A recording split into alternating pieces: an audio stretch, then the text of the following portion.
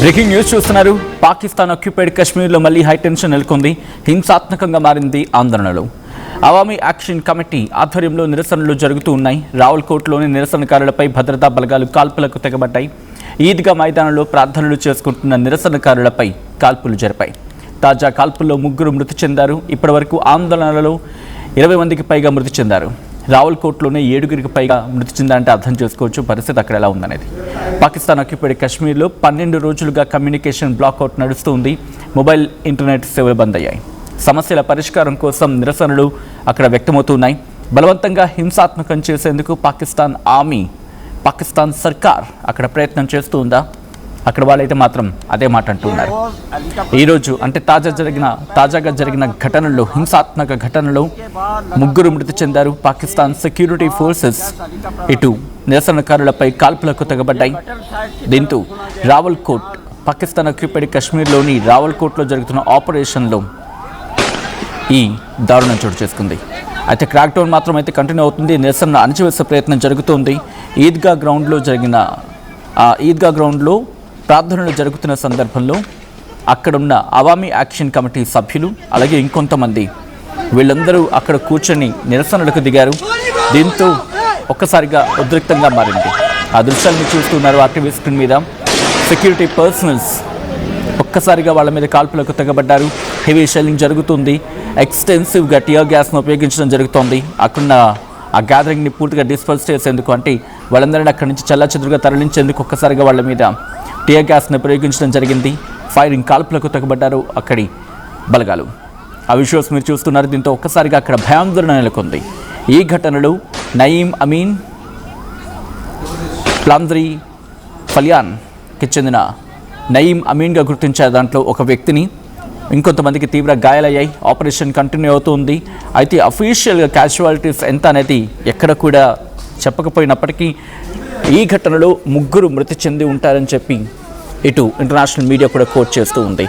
కొంతమంది అయితే ఆందోళన, ఆ విజువల్స్ మీరు చూడొచ్చు ఏ స్థాయిలో కాల్పులకు తెగబడ్డారనేది. పెద్ద ఎత్తున నిరసనకారులు రోడ్ల మీదకి రావడంతో ఆందోళన నెలకొంది. అయితే టియర్ గ్యాస్ని ఉపయోగించడం జరిగింది రావల్కోట్లోని. వెంటనే అక్కడ సెక్యూరిటీ ఫోర్సెస్ ఎప్పుడైతే అక్కడ ప్రొటెస్టర్స్ని చెల్లాచెదురు చేసేందుకు ఈ టియర్ గ్యాస్ని ప్రయోగించారు, అందరూ ఒక్కసారిగా పరుగులు పెట్టారు. దీంతో మరింత ఉద్రిక్తంగా మారింది. టెన్షన్స్ అయితే ఇంకా కంటిన్యూ అవుతూ ఉన్నాయి. అక్కడ అథారిటీస్ అలాగే ప్రొటెస్టర్స్కి మధ్య, అధికారులకి నిరసనకారులకి మధ్య ఇంకా 8వ రోజుకు సంబంధించి చర్చలు జరుగుతున్న 8వ రోజు కూడా ఇంకా చర్చలు ఎక్కడ సఫలం కాలేదు. అయితే నేషనల్ మీడియా కావచ్చు, ఇంటర్నేషనల్ మీడియా కావచ్చు కోట్ చేస్తున్న ఒకటి, పాకిస్తాన్ సెక్యూరిటీ ఫోర్సెస్ అక్కడ ప్రొటెస్టర్స్ని అణగదొక్కే ప్రయత్నం చేస్తూ ఉన్నారు. వాళ్ళని అక్కడ చెల్లాచెదురు చేసే ప్రయత్నం చేస్తున్నారు. అవామీ యాక్షన్ కమిటీ వాళ్ళ ప్రొవొకేషన్ టాక్టిక్స్ని ఎక్కడ ముందుకు వెళ్ళనివంటూ అక్కడ పాకిస్తాన్ అధికారులు చెప్తూ ఉన్నారు. అయితే బ్లాక్అవుట్ మాత్రం కంటిన్యూ అవుతోంది. 12 రోజులు అవుతోంది. అంటే తాజాగా జరిగిన హింసాకాండతో ఒక్కసారిగా పరిస్థితి ఉద్రిక్తంగా మారింది. 12వ రోజుకి చేరింది బ్లాక్అవుట్. మొబైల్ నెట్వర్క్స్ క్లోజ్ అయ్యి సస్పెన్షన్లో ఉన్నాయి. బ్లాక్అవుట్ కంటిన్యూ అవుతుంది. 12వ రోజుకు చేరుకుంది బ్లాక్అవుట్ అంటే అర్థం చేసుకోవచ్చు. అలాగే రెస్ట్రిక్షన్స్ కూడా కంటిన్యూ అవుతున్నాయి. ఎందుకంటే అక్కడ యాంగ్జైటీ బిల్డ్ అవుతూ ఉంది. అక్కడ స్థానికుల ఆందోళన వ్యక్తం అవుతుంది, ఆందోళన పెరుగుతుంది. దీంతో ఆ రెస్ట్రిక్షన్స్ మరీ ఎక్కువ అవుతూ ఉన్నాయి. కాంప్లికేషన్స్ని ట్రిగ్గర్ అయ్యేగా, అంటే కాంప్లికేషన్స్ ఇంకా ఎక్కడ ట్రిగ్గర్ చేస్తారేమో అని చెప్పి ఇన్ఫర్మేషన్ని కావచ్చు, ఎమర్జెన్సీ సర్వీసెస్ని కావచ్చు, అంటే కాంప్లికేటెడ్ యాక్సెస్ మాత్రం ఇవ్వడం జరిగింది. ఒక ఇన్ఫర్మేషన్ బేస్ చేసుకుని, ఎమర్జెన్సీ సర్వీసెస్ని బేస్ చేసుకొని. ఒకసారి అక్కడ పరిస్థితులు ఎలా ఉన్నాయో చూద్దాం.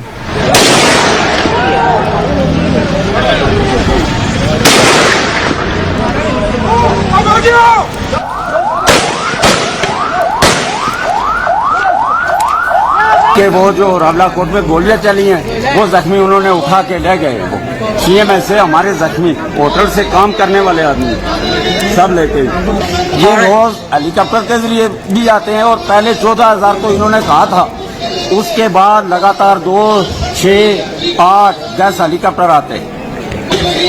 तो ये बटल साइड की तरफ सुना गया कि यहाँ रेंजर्स की 20-30 गाड़ियाँ इधर हैं, वो कभी भी मूवमेंट कर सकती है। वो आवाम ने रोक दी है रोड पे और उनको जरगमाल बनाया हुआ है एक ही जगह पे।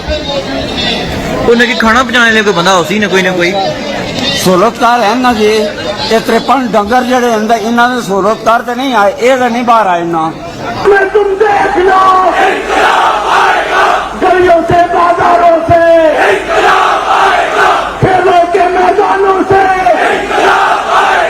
मस्जिद की मेहराबों से, आंधी में, तूफानों में, बारिश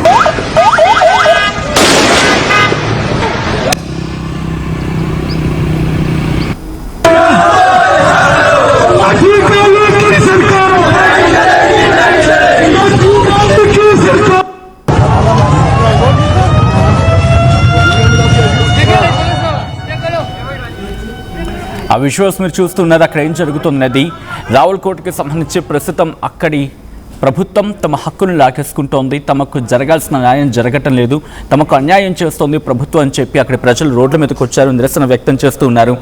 భారత్లో బాగుంది, భారత్లో ఒక్కసారి చూడండి, భారత ప్రభుత్వం వాళ్ళని ఎంత చక్కగా పాలిస్తోందో, అక్కడ మాకు సదుపాయాలు లేవు అనే కొన్ని అంశాలు అక్కడ పూర్తి స్థాయిలో కాదు, కొన్ని అంశాలను మాత్రం అక్కడ ప్రభుత్వానికి ఎక్కుపెట్టినట్టుగా తెలుస్తోంది.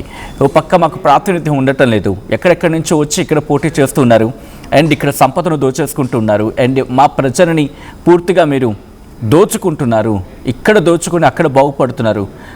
కేవలం ఇది ఇక్కడికి మాత్రం పరిమితం కావట్లేదు. పాకిస్తాన్ ఆక్యుపైడ్ కాశ్మీర్కి సంబంధించి విజువల్ మీరు చూస్తే అక్కడ అర్థమవుతోంది. మీరు చూడొచ్చు, ఇండియా జెండా కూడా అక్కడ మనకు కనిపిస్తోంది. భారత జెండాను కూడా వాళ్ళు అక్కడ చూపిస్తూ నిరసనలకు దిగడం, ప్రదర్శించడం అక్కడ పరిస్థితిని అర్థం పడుతోంది. రావులకోటలో ప్రస్తుతం జరుగుతున్న హింసకు ప్రధాన కారణం ఏంటంటే రాజకీయ ప్రాతినిధ్యం, దాంతోపాటు స్థానిక హక్కులు, అలాగే పాకిస్తాన్ ప్రభుత్వం పెరుగుతున్న అసంతృప్తి. ఈ ఘటనలు పాకిస్తాన్ పరిపాలనలోని రావల్కోట్ అలాగే ముజాఫరాబాద్ ఈ ప్రాంతాల్లో తీవ్ర ఉద్రిక్తతలకు కారణమయ్యాయి. అసలు కారణం ఏంటంటే అక్కడ మొత్తం 12 రిజర్వ్ అసెంబ్లీ సీట్స్ ఉన్నాయి. పాకిస్తాన్ ఉంటున్న కశ్మీరీ శరణార్థులకు 12 అసెంబ్లీ సీట్లు రిజర్వ్ అయ్యి ఉన్నాయి. ఈ సీట్లను రద్దు చేయాలని లేకపోతే తగ్గించాలని joint Awami action committee demand చేస్తుంది. అంటే కశ్మీరీ శరణార్థులకు ఈ 12 అసెంబ్లీ సీట్లు రిజర్వ్ చేయాలని చెప్పి. అయితే కోర్టు ఆ సీట్లు రాజ్యాంగపరంగా రక్షించబడతాయని చెప్పి తీర్పిచ్చింది. దీంతో ఆందోళన ఉధృతమైంది. ప్రభుత్వం జేఏసీని జాయింట్ అవామీ యాక్షన్ కమిటీ కమిటీని ఉగ్రవాద నిరోధక చట్టాల కింద నిషేధించింది. దాంతో నాయకులు అరెస్ట్ అయ్యారు, కేసులు పడ్డాయి, ఇంటర్నెట్ నిలిపివేస్తున్న అక్కడ ప్రభుత్వం చర్యలకు దిగింది. ఇది అక్కడ తాజా పరిస్థితి. జూన్ 8-9 ప్రాంతంలో నిరసనకారులు భద్రతా బలగాల మధ్య ఘర్షణలు జరిగాయి. గుర్తుపెట్టుకోండి, జూన్ 8-9 తారీఖుల్లో. అయితే మరణాల సంఖ్య ఇప్పటివరకు కొన్ని లెక్కల ప్రకారం 20 మంది మొత్తంగా మరణించారంటే అక్కడ పరిస్థితిని అర్థం పడుతుంది. అది కేవలం కొంత మాత్రమే, కానీ ఇంక ఈ సంఖ్య మరింత పెరుగుంటుందనేది చాలా గట్టిగా వినిపిస్తున్నమాట. అయితే అఫీషియల్ రిపోర్ట్స్ అంటూ ఉంటారు కదా, అఫీషియల్ రిపోర్ట్స్ ప్రకారం 7 నుంచి 11 మంది మరణించారని చెప్పి అక్కడ లెక్కలు చెప్తూ ఉన్నాయి. అయితే ఇంకా ఇండెప్త్గా మాట్లాడుతుంది. ఇది కేవలం 12 సీట్ల అంశం మాత్రమే కాదు. గత 2 ఏళ్లుగా చూసుకుంటే అక్కడ విద్యుత్ ఛార్జీలు పెరిగిపోయాయి, గోధుమ పిండి ధరలు పెరిగిపోయాయి, నిరుద్యోగం ఉంది, దాంతోపాటు స్థానిక స్వయం పాలనపై అసంతృప్తి ఉంది, రాజకీయ హక్కుల కోసం డిమాండ్లు ఉన్నాయి, ఇవన్నీ ఉన్నాయి అక్కడ. మరి ప్రస్తుతం సిచ్యువేషన్ ఏంటి? పట్టణాల్లో బంద్లు జరుగుతూ ఉన్నాయి, ఎక్స్ట్రా ఫోర్సెస్ని డిప్లాయ్ చేసింది పాకిస్తాన్ ప్రభుత్వం, ఇంటర్నెట్ సేవలను ఆపేసింది, జేఏసీ నాయకుల అరెస్టుకు వాళ్ళని అరెస్ట్ చేస్తే బహుమతులు కూడా ప్రకటించింది.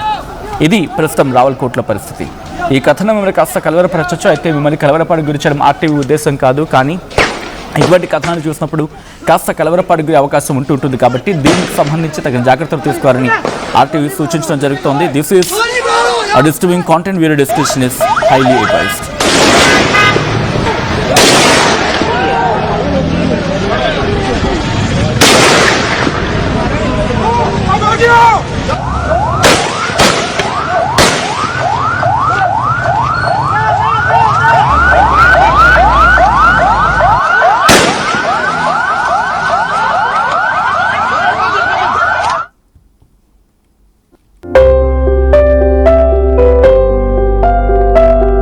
చిన్న చిన్న ఆనందాలు 35 ఏళ్లుగా నా జీవితంలో లేవు. 35 ఏళ్లుగా నేను డైపర్లలో బ్రతికాను. 6 సెంటీమీటర్ల ఫిస్టులా నా మూత్రాశయంలో లీకు కారణమైంది. ఎవరూ నాకు సహాయం చేయలేకపోయారు. ఏఐఎన్యూలో వైద్యులను కలిసే వరకు. అక్కడ వారు రోబోటిక్ శస్త్రచికిత్సతో నాకు పరిష్కారం ఇచ్చారు. వారు నా ఆత్మవిశ్వాసాన్ని కూడా తిరిగిచ్చారు. Precision care makes it possible. The Center for Robotic Surgery at AINU. At KL, we help you turn your interests into skill sets. KL deemed to be university.